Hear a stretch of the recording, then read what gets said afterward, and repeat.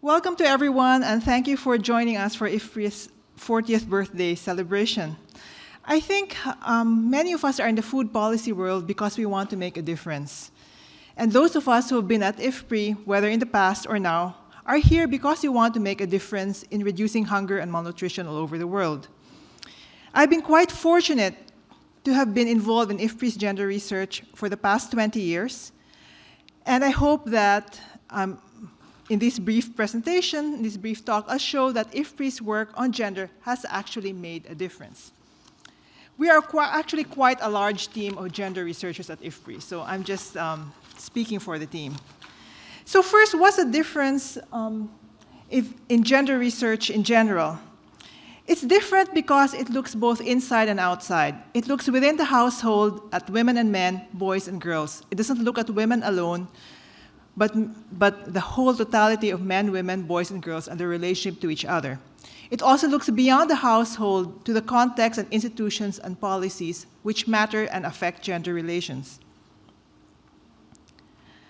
What makes IFPRI gender research different? And I think this is key. The most important thing is that it is evidence-based.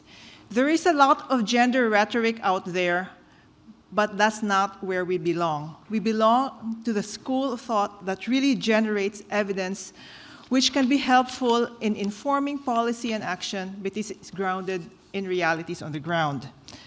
We generate evidence on how gender inequality matters for hunger and malnutrition, and some of this evidence, such as evidence we've generated on the importance of women's control of resources, has had a lot of impact on the design of development policy.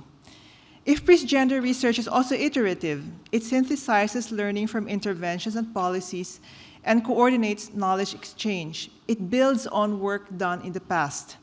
So a lot of IFPRI's gender research began from the foundation of the commercialization studies, for example, started by Joachim von Braun and Eileen Kennedy in the 1980s.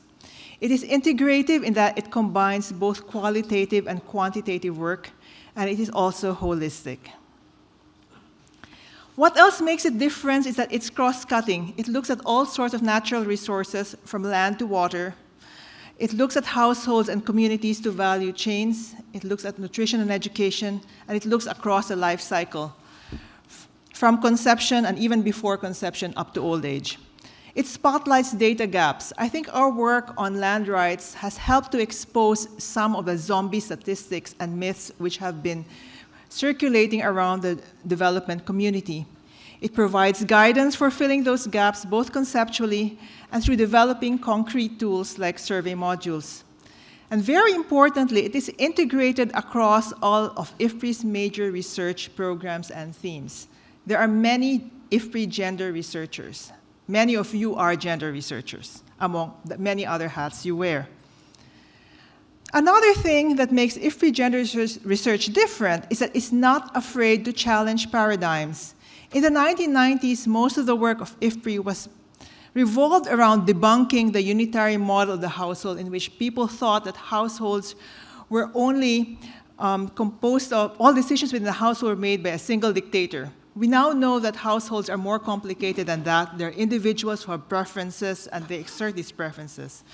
But we are also now challenging the paradigm which has focused so much on individual decision-making to look at jointness. We are all in this together. We are also not afraid to measure the unmeasurable. So the USAID has supported our work with the Oxford Poverty and Human Development Initiative to develop the Women's Empowerment in Agriculture Index. A lot of people are afraid to touch women's empowerment. It's not measurable. But if we don't measure it, we can't monitor against it, and we can't be accountable.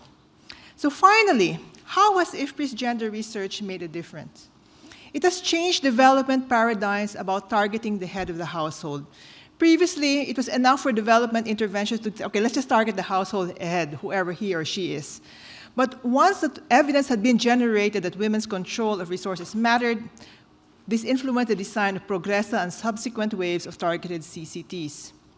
It has been incorporated into programming to reduce gender gap at both the national and local levels.